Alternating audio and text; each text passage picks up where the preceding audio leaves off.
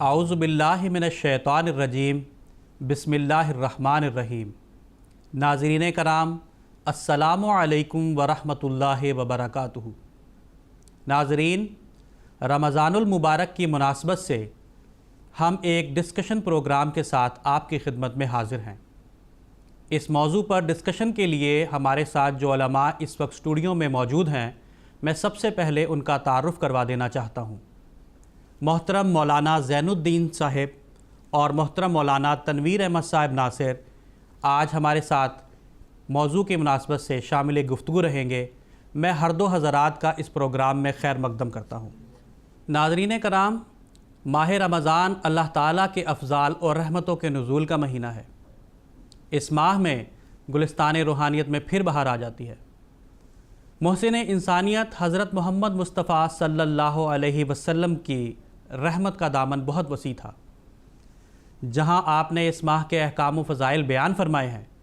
وہیں آپ نے رمضان المبارک کو گزارنے کے اسلوب اور قرینے بھی ہمیں سکھا دیے ہیں۔ آپ رسول اللہ صلی اللہ علیہ وسلم کا یہ معمول ہوا کرتا تھا کہ رمضان سے کئی ماہ قبل ہی آپ یہ دعا کیا کرتے تھے، اللہم بارک لنا فی رجب و شعبانہ و بلغنا رمضان، یعنی اے اللہ ہمارے لیے رجب اور شعبان میں بھی برکت دے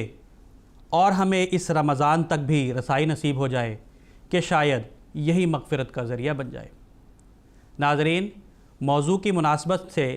میں سب سے پہلا سوال محترم مولانا زین الدین صاحب سے کرنا چاہتا ہوں۔ میرا سوال یہ ہے کہ جیسا کہ ہم جانتے ہیں کہ رمضان المبارک کے نتیجہ میں بہت سے روحانی فضائل عطا ہوتے ہیں، نصیب ہوتے ہیں۔ میرا سوال یہ ہے کہ طبی نقطہ نظر سے رمضان المبارک کے روزے رکھنے کے نتیجہ میں جو جسمانی فوائد حاصل ہوتے ہیں اس کے بارے میں روشنی ڈالیں۔ بسم اللہ الرحمن الرحیم۔ شکریہ نصر اللہ صاحب۔ یہ ایک حقیقت ہے جہاں پر روزوں کے بے شمار روحانی اور اخلاقی فوائد موجود ہیں اور یہ ثابت شدہ ہیں، اور قرآن مجید میں اور اسی طرح حضرت صلی اللہ علیہ وسلم کے ارشادات میں یہ جا بجا ایسے ارشادات پائے جاتے ہیں۔ یہ ایک تجربہ مجرب نسخہ ہے کہ اس روزے کے نتیجے میں انسان کو تطہیر قلب حاصل ہوتا ہے۔ تنویر قلب کے لیے بھی یہ بہترین موقع ہے رمضان کا مہینہ جو ہے وہ روزوں کے نتیجے میں، اور یہاں پہ طبی لحاظ سے بھی اور جسمانی لحاظ سے بھی بے شمار فوائد ہیں۔ چنانچہ اس پر کئی سال تک کے تجربے کے نتیجے میں، تحقیق کے نتیجے میں بہت سارے امور سامنے آئے ہیں۔ ایک تو یہ کہ جہاں قرآن مجید نے روزوں کی فرضیت کا ذکر کیا ہے، وہاں پر اس کا انتہائی مقصود بیان کرتے ہوئے اللہ تعالیٰ نے فرمایا ہے کہ لعلکم تتقون، تاکہ تم تقوی اختیار کرو۔ تقوی کا بہت وسیع معنی ہے، انسان کی تمام زندگی کی کامیابی پر محیط ہے تقوی کا لفظ اگر دیکھا جائے۔ بچنے کے معنی ہیں روحانی لحاظ سے بھی، وہ روحانی بیماریوں سے بھی بچے، جسمانی بیماریوں سے بھی بچیں، اسی طرح اخلاقی کمزوریوں سے بھی بچیں۔ تو تقوی کا لعلکم تتقون کہہ کر اللہ تعالیٰ نے اس کے بہت وسیع معانی پر دلالت کی ہے۔ اور حضرت صلی اللہ علیہ وسلم کا ایک اہم ترین ارشاد ہے جس سے صاف پتہ لگتا ہے کہ لعلکم تتقون میں جسمانی اور طبی فوائد بھی مضمر ہے۔ یعنی کہ حضور کی ایک حدیث ہے، حضرت ابو ہریرہ رضی اللہ تعالیٰ عنہ سے مروی ہے، فرمایا وہ حدیث 3 باتیں اس میں بیان کی گئی ہیں۔ ایک تو فرمایا کہ اغزو تغنمو، تم غزوے میں شریک ہو جاؤ، یعنی اسلامی جہاد میں شریک ہو جاؤ، تغنمو، تمہیں مال و دولت حاصل ہو جائے، دینی و دنیاوی فوائد حاصل ہوں گے۔ پھر فرمایا صومو تصحو، روزہ رکھو، صحت حاصل کرو، اس کے نتیجے میں صحت حاصل ہو جائے گی۔ اور تیسری بات یہ بیان فرمائی کہ سافرو اور تستغنو، تم اللہ کے راستے میں سفر اختیار کرو، اس کے نتیجے میں تمہیں بہتر ذرائع و اسباب معیشت آپ کو مل جائیں گے، یعنی مختلف قسم کی برکات آپ کو نصیب ہوگی۔ اس میں جو دوسری بات حضور نے بیان کی ہے، صومو تصحو، روزہ رکھو اور اس کے نتیجے میں صحت حاصل ہو جائے گی، یا صحت حاصل کرو، روزہ رکھو۔ چنانچہ جب ہم سائنسی تحقیق اور طبی لحاظ سے جو تحقیق کا جائزہ ہمارے سامنے ہے اور ہم اس کو مطالعہ کرتے ہیں، پتہ لگتا ہے کہ روزے کے بے انتہا فوائد موجود ہیں۔ جو ایسے لوگ جو قرآن مجید اور اسلامی تعلیمات کا جو تمسخر اڑانے والے ہیں یا اس کو نہ ماننے والے، وہ بھی اس بات پہ اقرار کرنے پر مجبور ہے کہ روزے کے باقی طبی فوائد موجود ہیں۔ تو سب سے پہلا فائدہ وہ ہے کہ ڈیٹاکسیفیکیشن ہے، یعنی انسانی جسم کے اندر بہت سارے زہریلے مادے ہوتے ہیں، خاص طور پر میٹابولزم کے نتیجے میں جو زہریلی مادے پیدا ہوتے ہیں، روزے کے نتیجے میں ایک خاص اوقات میں لمبے عرصے تک بھوک پیاس برداشت کرنے سے تو یہ زہریلے مادے خارج ہو جاتے ہیں، اور میٹابولزم کا جو عمل اس طریقے سے سر انجام پاتا ہے کہ اس میں زہریلی مادے ختم ہوتے جاتے ہیں۔ تو روزے کا سب سے بڑا فائدہ انسانی جسم میں کے لیے یہ حاصل ہوتا ہے کہ یہ ڈیٹاکسیفیکیشن ہے، یعنی تمام قسم کے زہریلے مادے خارج ہوتے رہتے ہیں۔ تو شرع اسلام نے جو سال بھر میں 1 مہینے کا روزہ رکھا ہے، اس میں بہت ہی اہم ہے، انسان نہ صرف روحانی لحاظ سے تندرست و توانا بن جاتا ہے، بلکہ ظاہری صحت و جسم کے لحاظ سے بھی ان کے اندر ایسی کیفیت پیدا ہو جاتی ہے کہ زیادہ تندرست آئندہ دنوں میں بھی رہ سکتے ہیں۔ حضور صلی اللہ علیہ وسلم نے رمضان کے علاوہ بھی مختلف اوقات میں روزہ رکھا کرتے تھے اور مومنوں کو تحریض دلایا بھی کرتے تھے اور مومن رکھا کرتے تھے۔ دوسرا ایک اہم فائدہ جو سائنسی تحقیقات کے مطابق ہمارے سامنے آتا ہے وہ ہے جو قوت مدافعت یعنی امیونٹی میں اضافہ کرنا، چونکہ ہم جانتے ہیں انسانی جسم کا سارا نظام جو ہے نا جو مدافعتی نظام پر منحصر ہے، یعنی جو انسان مختلف جو ایٹماسفیئر کے اثرات کے نتیجے میں بہت ساری بیماریاں انسان کے اندر داخل ہو جاتی ہیں، لیکن اللہ تعالیٰ نے ایسا نظام رکھا ہے کہ مدافعتی نظام انسانی جسم کے اندر ایسی قوت موجود ہے، وہ بیماریوں کا دفاع کرتا رہتا ہے، ایسی طاقت موجود ہے بیماریوں کی دفاع کے لیے ممد و معاون ہوتی ہے۔ تو یہاں پر روزے کے نتیجے میں انسان کے اندر امیونٹی پاور میں اضافہ ہوتا ہے، اس کے اندر قوت مدافعت میں اضافہ ہو جاتا ہے۔ جیسے ابھی ہم نے کورونا کے دنوں میں بھی دیکھا کہ عام طور پر گورنمنٹ کی طرف سے بھی ممانعت تھی کہ بڑی عمر کے لوگ اسی طرح بچے جو ہے نا زیادہ باہر نہ جائیں، چونکہ ان کے اندر قوت مدافعت نسبتاً کم ہوتی ہے۔ تو یہ رمضان کا روزوں کا ایک اہم ترین فائدہ قوت مدافعت میں اضافہ ہے۔ اچھا، ایک اور فائدہ جو سائنسی تحقیقات کے مطابق سامنے آتا ہے وہ یہ اینٹی الرجی ہے۔ انسان کے دل میں، انسان کے جسم میں نا کئی قسم کے الرجی ہے، کبھی غذاؤں کے نتیجے میں، کبھی پانی کے نتیجے میں، اس الرجی کو بھی دور کرنے کے لیے اسی طرح اور بھی بہت سارے فوائد ہیں، یہاں پر وہ مختصر عرض کرنا مقصود ہے۔ تو اسی طرح انسان کے جو آج کل جو بیماریاں ہیں، بلڈ پریشر ہے، شوگر ہے، اسی طرح انسان کے وزن کم کرنے میں بھی بے شمار فوائد ہیں رمضان کے نتیجے میں۔ پھر آنتوں کی تکلیفیں ہیں، معدے کی تکلیفیں ہیں، چونکہ کافی عرصہ تک جو ہے نا بھوک پیاس برداشت کرنے کے نتیجے میں آنتوں میں اور معدوں میں ایسی صلاحیت ہو جاتی ہے کہ بہت ساری بیماریوں سے وہ محفوظ رہتا ہے انسان۔ غرض انسان جہاں روزے کے بے شمار طبی، روحانی اور اخلاقی فوائد موجود ہیں، اور اللہ تعالیٰ کے فضل سے جدید تحقیقات کے مطابق یہ واضح ہے کہ جسمانی فوائد بھی بہت ہے، اس لیے جو روزے کے قائل نہ بھی ہو وہ بھی بڑے بڑے طبی ماہرین یہ مشورہ دیتے ہیں، فاسٹنگ کا مشورہ دیتے ہیں بعض بیماریوں کے علاج کے لیے، اور دل کی تکلیف میں بھی کمی آتی ہے اگر فاسٹنگ کے نتیجے میں، چونکہ ایک عرصہ تک پانی کم پیے، کھانا کم کھائیں تو ان کو سارا نظام میں ایک تبدیلی آتی ہے، اس کے نتیجے میں بلڈ پریشر بھی کنٹرول میں آتا ہے، شوگر کی جو سطح ہے وہ ریگولیٹ کر دیتا ہے روزہ، یعنی اس کے نتیجے میں شوگر میں جو بہت زیادہ اضافہ یعنی شوگر کے مریض بن جائیں یا بہت زیادہ کم ہونے کے نتیجے میں بہت ساری کمزوریاں لاحق ہو جاتی ہیں، لیکن روزہ ان سب بیماریوں کا مداوا ہے۔ تو اللہ تعالیٰ نے شرع اسلام نے جو فرض کیا ہے بہت ہی پرحکمت ہے، اور لعلکم تتقون کہہ کر اس بات کی طرف اشارہ کیا ہے، اے مومنو، اے مسلمانوں، اگر تم روحانی، جسمانی اور طبی ہر لحاظ سے فوائد حاصل کرنا چاہتے ہو تو روزہ رکھو، اور جس طرح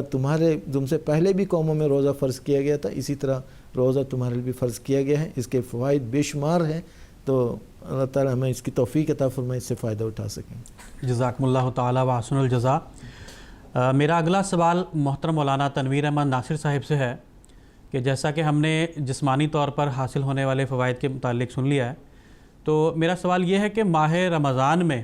ایک مسلمان کن امور پر عمل کر کے روحانی فوائد حاصل کر سکتا ہے، اس بارے میں براہ کرم روشنی ڈالیں۔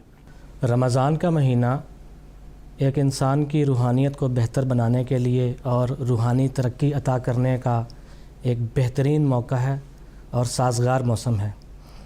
بکثرت ایک انسان اس میں نوافل ادا کرتا ہے، توبہ استغفار کی طرف توجہ پیدا ہوتی ہے، دعائیں کرتا ہے ایک انسان، اور نماز باجماعت کی طرف ایک انسان کی توجہ ہوتی ہے، اور درود شریف کی اور اسی طرح نوافل وغیرہ کی انسان کو توفیق عطا ہوتی ہے۔ اللہ تعالیٰ نے روزوں کے فوائد بیان کرتے ہوئے قرآن مجید میں بتایا کہ لعلکم تتقون، تاکہ تم بچو۔ اس آیت کریمہ کی تشریح میں اور وضاحت میں ہمیں یہ حدیث ایک ملتی ہے کہ آن حضرت صلی اللہ علیہ وسلم نے فرمایا کہ روزہ ڈھال ہے، یعنی کس چیز سے ڈھال ہے؟ گناہوں سے بچنے کے لیے ایک ڈھال ہے۔ آپ صلی اللہ علیہ وسلم نے فرمایا کہ جب تم میں سے کسی کا روزہ ہو تو وہ بیہودہ باتیں نہ کرے، گالی گلوچ نہ کرے، اور اگر کوئی اس شخص کو گالی دے تو وہ کہے کہ میں روزے سے ہوں۔ آپ صلی اللہ علیہ وسلم نے فرمایا کہ خدا کی قسم، روزہ دار کے منہ کی بو اللہ تعالیٰ کے نزدیک کستوری سے بھی زیادہ بہتر ہے۔ اس سے پتہ چلتا ہے کہ وہ روزہ دار جو اللہ تعالیٰ کی رضا کی خاطر تمام گناہوں سے بچتے ہوئے اور تمام بری باتوں سے بچتے ہوئے روزہ رکھے گا تو اللہ تعالیٰ کے نزدیک اس کے روزے کی بڑی قدر ہے۔ ایسے شخص کو اللہ تعالیٰ اپنی رضا عطا کرے گا اور اپنی محبت عطا کرے گا۔ گناہوں سے بچنا روحانیت حاصل کرنے کی راہ میں، روحانیت کے میدان میں پہلا مرتبہ ہے، پہلا درجہ ہے۔ اور حضرت مسیح موعود علیہ الصلوۃ والسلام نے فرمایا ہے کہ تقویٰ کے دو مدارج ہیں۔ ایک یہ کہ پہلا یہ کہ انسان گناہوں سے بچے اور نیک اعمال بجا لائے، اور پھر دوسرا یہ کہ وہ محسنین کے گروہ میں داخل ہو جائے اور لوگوں کے ساتھ حسن سلوک کرے، احسان کرے اور اعمال صالحہ بجا لائے۔ بس رمضان کا مہینہ جو ہے وہ ہمیں گناہوں سے بچنے اور نیک اعمال بجا لانے کے لیے ایک بہترین موقع ہے، اور اللہ تعالیٰ سے دعا کرنی چاہیے کہ اللہ تعالیٰ ہمیں اس ماہ مبارک میں اس کی توفیق عطا فرمائے۔ جب ہم حضرت صلی اللہ علیہ وسلم کی سیرت طیبہ کا مطالعہ کرتے ہیں تو ہمیں معلوم ہوتا ہے کہ آپ صلی اللہ علیہ وسلم سارا سال جو عبادات بجا لایا کرتے تھے، ماہ رمضان میں اس میں بہت زیادہ تیزی آ جاتی تھی، کثرت کے ساتھ آپ نوافل ادا کرتے تھے، بہت زیادہ تلاوت قرآن مجید کرتے تھے، اور اپنے اہل و عیال کو اور متبعین کو بھی اس پر زیادہ سے زیادہ عمل کرنے کی آپ تلقین کیا کرتے تھے۔ سیدنا حضرت خلیفۃ المسیح الثالث رحمہ اللہ تعالیٰ نے فرمایا ہے کہ رمضان کا مہینہ 5 بنیادی عبادتوں کا مجموعہ ہے۔ اس میں سب سے نمبر 1 پر روزہ ہے، پھر نماز کی پابندی اور قیام اللیل کی طرف توجہ دلائی گئی ہے اس میں، پھر تلاوت قرآن مجید ہے، پھر سخاوت ہے، پھر آفات نفس سے بچنا۔ جو انسان اللہ تعالیٰ کی رضا کی خاطر ان 5 بنیادی باتوں پر عمل کرے گا، یقیناً اللہ تعالیٰ اسے روحانیت میں ضرور ترقی عطا فرمائے گا۔ آن حضرت صلی اللہ علیہ وسلم نے ایک حدیث میں فرمایا ہے کہ جو شخص ایمان اور رضائے الہی کی خاطر روزے رکھے اور ایمان کی حالت میں اپنے نفس کا محاسبہ کرتے ہوئے لیلۃ القدر کی رات میں قیام کرے تو اللہ تعالیٰ اس کے سارے گناہ بخش دیتا ہے۔ گناہوں کی بخشش ایک ایسا مرتبہ ہے جو روحانیت میں ایک بہت بلند مقام ہے۔ اس کے بعد پھر وہ مقام عطا ہوتا ہے جس کے متعلق حضرت مسیح موعود علیہ الصلوۃ والسلام نے فرمایا کہ روزوں کے نتیجے میں آپ نے قرآن مجید کی ایک آیت کا حوالہ دیا۔ آپ نے فرمایا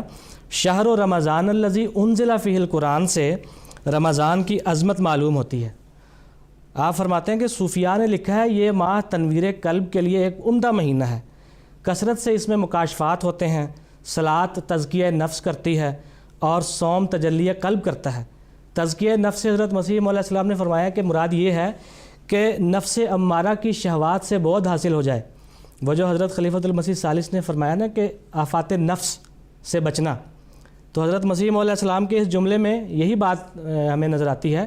کہ تزکیہ نفس سے مراد یہ ہے کہ انسان نفس امارہ کی شہوات سے دور ہو جائے، اور تجلی قلب سے مراد یہ ہے کہ کشف کا دروازہ اس پر کھلے۔ سیدنا حضرت امیر المومنین اید اللہ تعالیٰ بن نصر العزیز نے ایک خطبہ جمعہ میں ہمیں رمضان میں ہم کس طرح اپنی روحانیت کو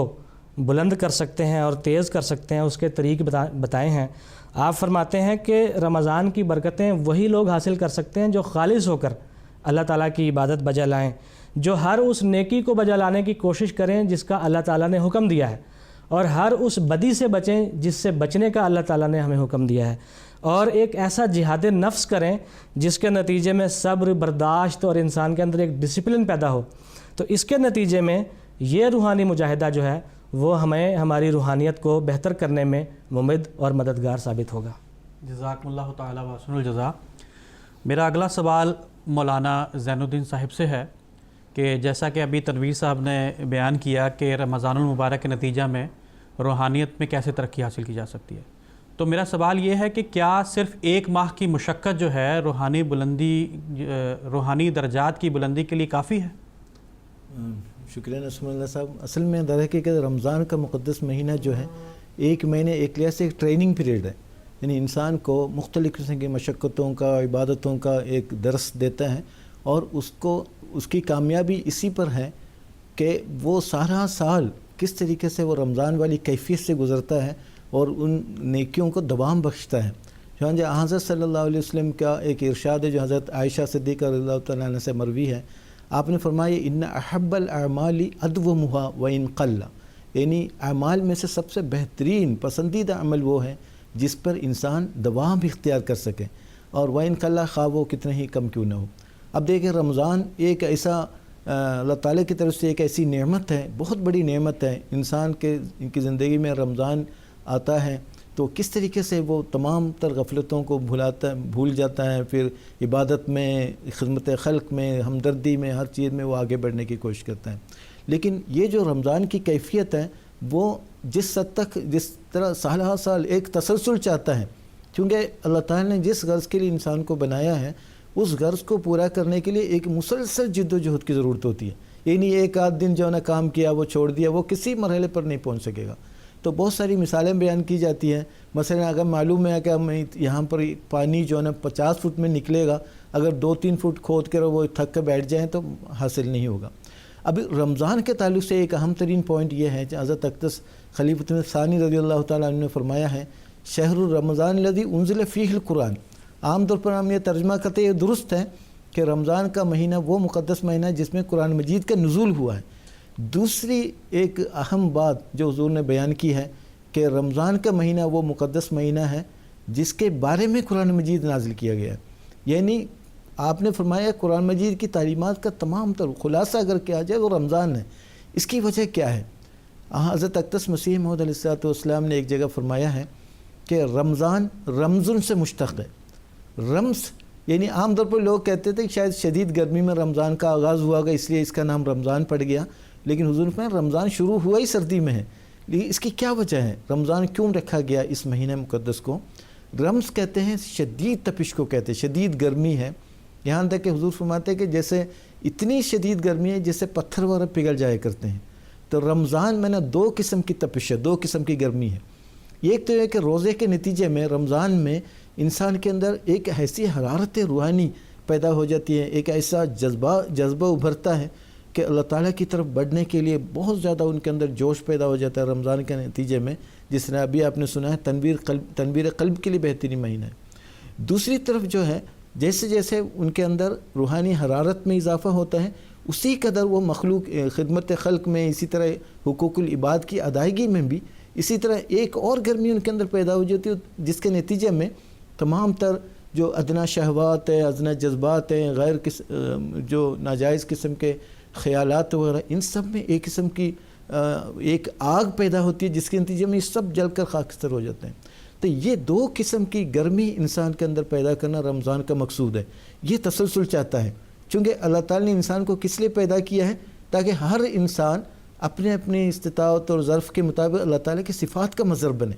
تو صفات کا مظہر بننا 1-2 دن کا کام نہیں ہے، یہ لگاتار پوری زندگی میں کوشش کرتے رہنا چاہیے۔ جہاں مومنون کی صفات بیان کی گئی ہے سورۃ المومنون میں بھی، اس میں جہاں پر قد افلح المؤمنون، کامل مومن کامیاب ہو گئے، اس کے بعد کیا فرماتے ہیں مختلف صفات بیان کرتے ہوئے؟ ایک جگہ فرماتے ہیں والذین هم علی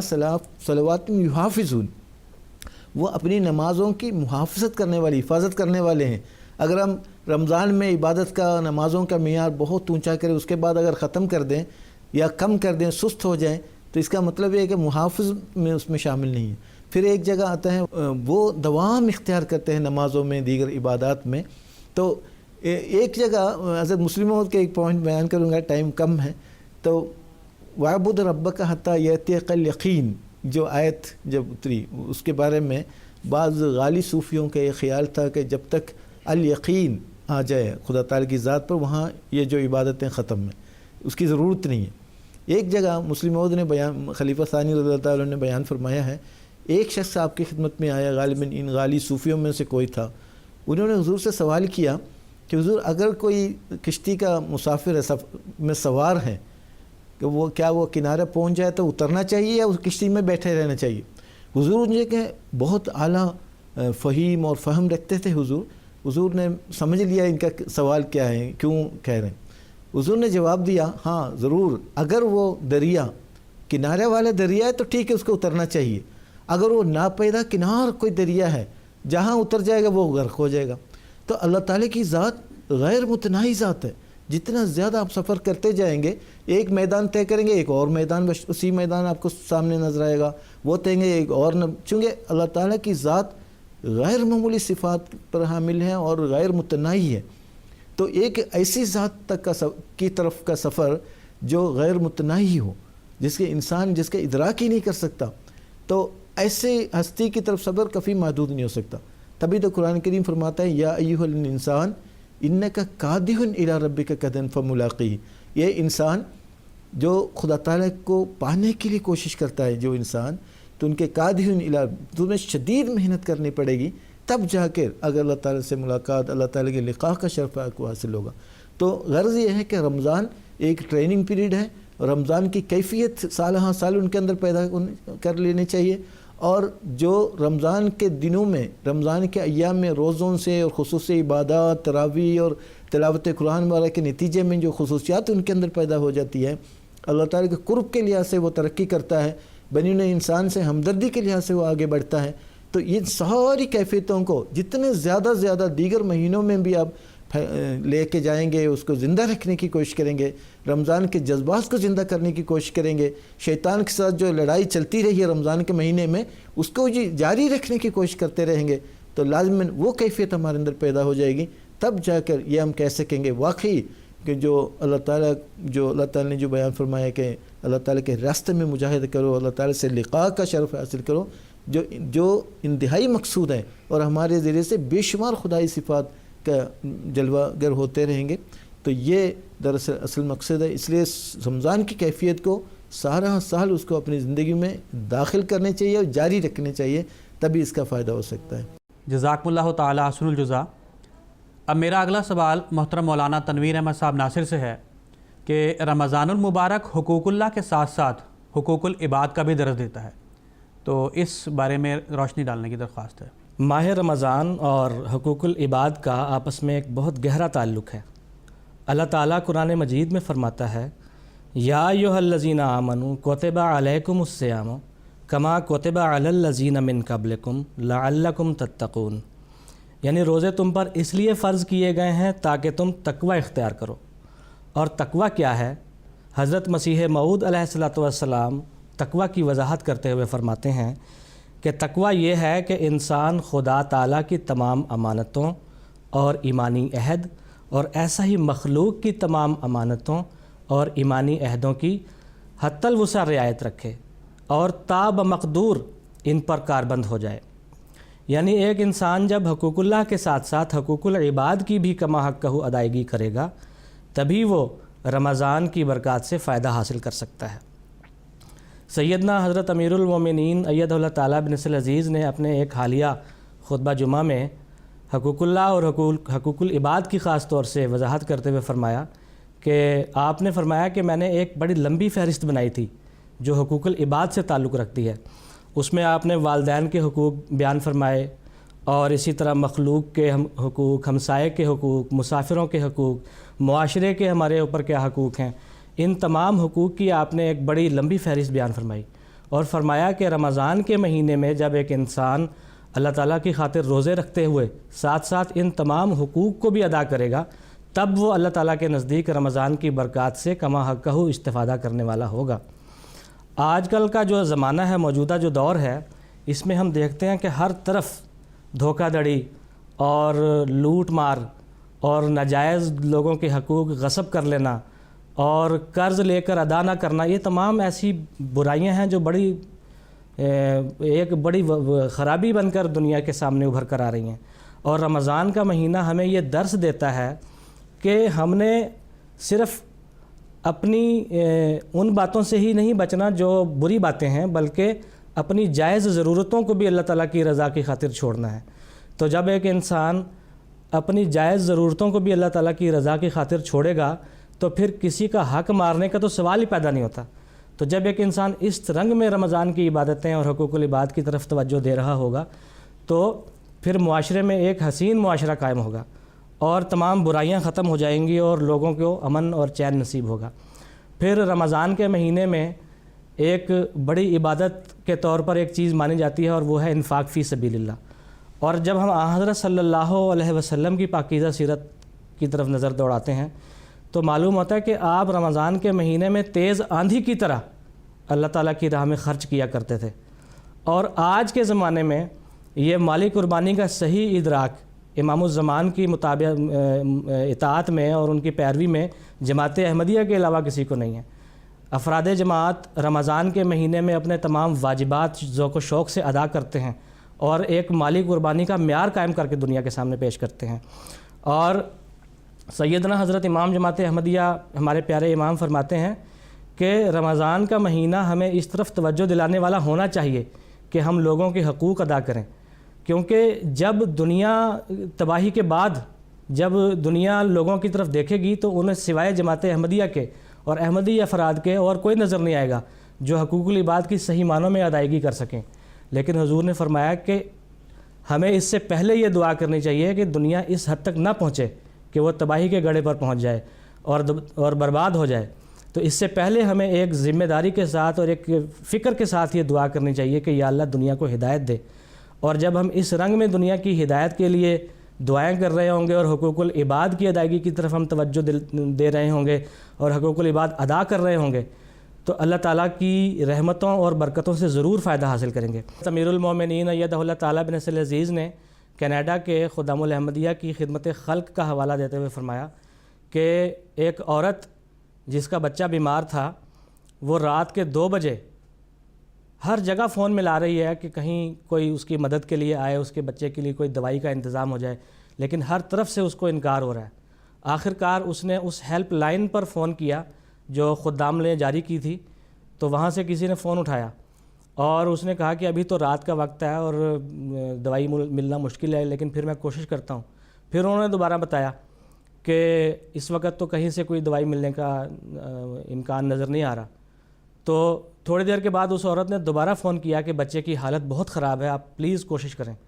تو وہ کہتے ہیں کہ اچھا میں دیکھتا ہوں۔ پھر وہ اسی حالت میں رات کے انتہائی حصے میں وہ باہر نکلے ہیں اور انہوں نے جا کے دیکھا ایک میڈیکل سٹور کھلا ہوا تھا، وہاں سے وہ دوائی لے کر آئے اور اس کے بچے کو دی۔ تو وہ عورت اس خدمت خلق سے اتنا متاثر ہوئی اور اس نے کہا کہ اب مجھے خدا تعالیٰ کی ہستی پر یقین ہو گیا۔ تو یہ جماعت احمدیہ ہے جو آج خدمت خلق اور حقوق العباد کی اس رنگ میں ادائیگی کر رہی ہے کہ اپنے آرام کو قربان کر کے، اپنی جائز ضرورتوں کو قربان کر کے اللہ تعالیٰ کی راہ میں خدمت خلق کے اور حقوق العباد کی ادائیگی کے معیار کا قائم کر رہی ہے۔ اللہ تعالیٰ ہم سب کو اس کی آسن رنگ میں توفیق عطا فرمائے۔ جزاکم اللہ تعالیٰ واسن الجزا۔ ناظرین، اس کے ساتھ ہی ہمارے آج کے اس ڈسکشن پروگرام کا وقت ہوا چاہتا ہے۔ میں پروگرام کے اختتام میں سیدنا حضرت اقدس مسیح موعود علیہ الصلوۃ والسلام کا ایک اقتباس پیش کرنا چاہتا ہوں۔ حضور فرماتے ہیں، اگر روزہ خدا تعالیٰ کی رضا کے حصول کے لیے رکھا ہے تو پھر جتنا بھی روزے کا وقت ہے یہ بھی ذکر الہی میں گزارو۔ ایک دوسری جگہ آپ نے فرمایا کہ بھوکے پیاسے رہنے سے تو بعض جوگیوں میں بھی ایسی حالت پیدا ہو جاتی ہے کہ ان کو بھی کشف ہو جاتے ہیں، لیکن یہ ایک مسلمان کی زندگی کا مقصد نہیں ہے۔ ایک مومن کی زندگی کا مقصد تبتل اور انقطاع ہے، اور یہ عبادت سے، ذکر الہی سے پیدا ہوتا ہے، اور نمازیں اس کا بہترین ذریعہ ہیں جو روح پر اثر ڈالتی ہیں، جو خدا تعالیٰ کے قرب کا باعث بنتی ہیں۔ ناظرین، اس کے ساتھ ہی آج کا ہمارا یہ پروگرام اختتام پذیر ہوتا ہے۔ السلام علیکم ورحمۃ اللہ وبرکاتہ۔